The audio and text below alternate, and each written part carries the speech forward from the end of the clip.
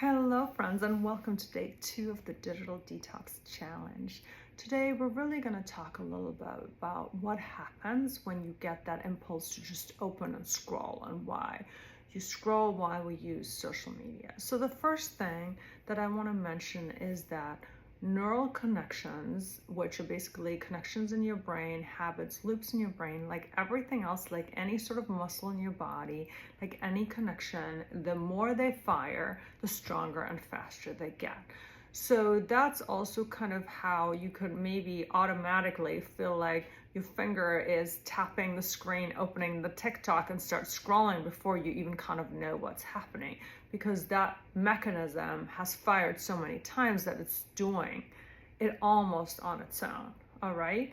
So why are we using social media, or why are we doing this mindless doom scroll, as I call it? Well, most of all, it's a buffer, right?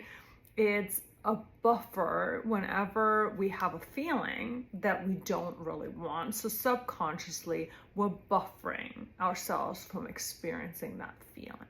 Some of those feelings that we're potentially buffering are feeling bored, feeling stressed, feeling anxious, feeling tired, and you just kind of buffer it, right? You zone out, you buffer, you scroll.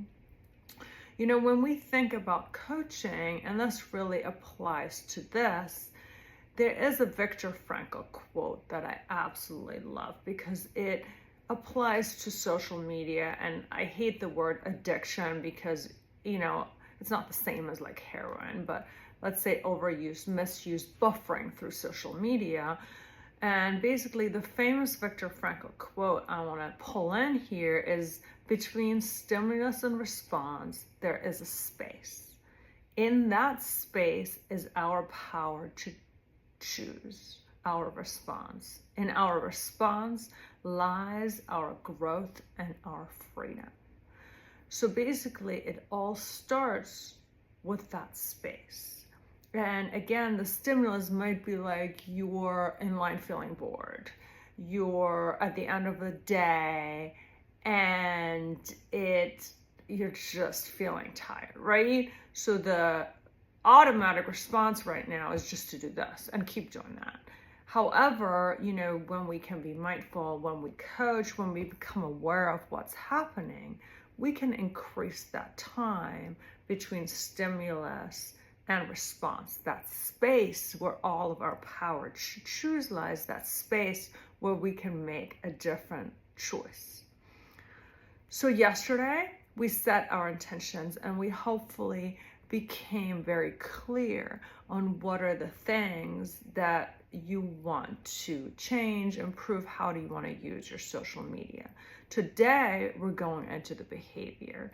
And, you know, the way we really change the behavior is to increase that response. And the first thing you have to do is really be willing to feel the underlying feeling that we're trying to buffer, right? So whether that is stress, whether that's anxious, whether that's feeling like I can't sleep, and then we're just scrolling and then we couldn't sleep for another hour, right?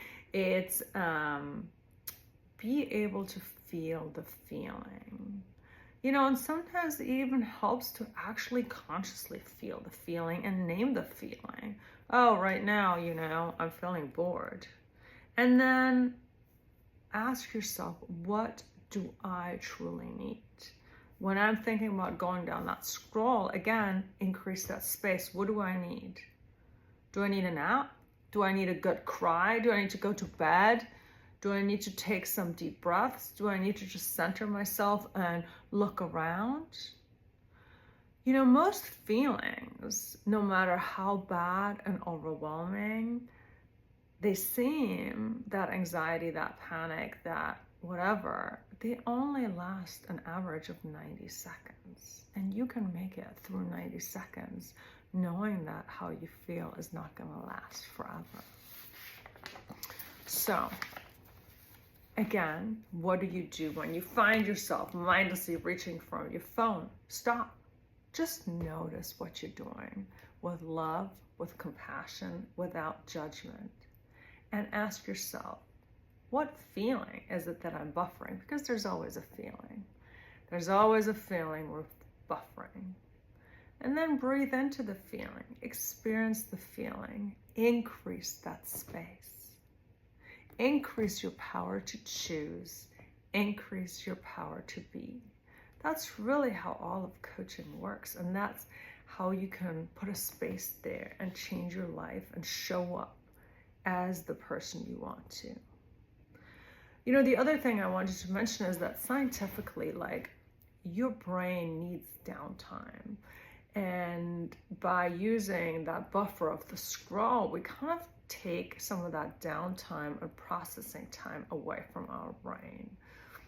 You know, time to process and trying to come up with solutions and trying to kind of put the memories where they're supposed to be, put the learning where it's supposed to be, and really time to process everything that's going on. That's also why people have like shower thoughts and driving thoughts and middle of the night thoughts, is because those are some of the times where we kind of just shut off the stimulation, shut off the engagement in the input, and then like your brain comes up with this magical solution. Revelations in the middle of the night, right? Because most of our thoughts are actually subconscious thoughts, and we need to allow them to happen, you know, to tune into that divine collective or just our own subconscious and let it come up with its own brilliance. So allow yourself and your brain that downtime that it needs. The time to process, the time to reset, and sometimes allow yourself the time to feel whatever you're feeling.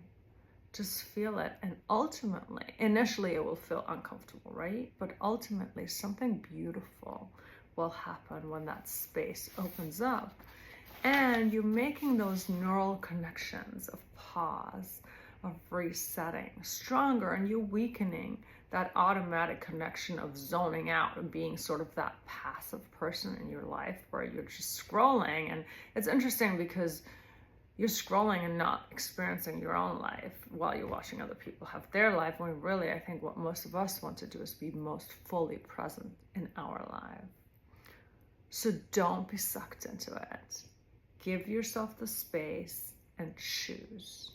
So again, build that muscle of creativity. Rest, connect to yourself. I'm gonna just repeat the Viktor Frankl quote again because it's so brilliant. Between stimulus and response, there is a space. And that space is our power to choose our response. In our response lies our growth and our freedom.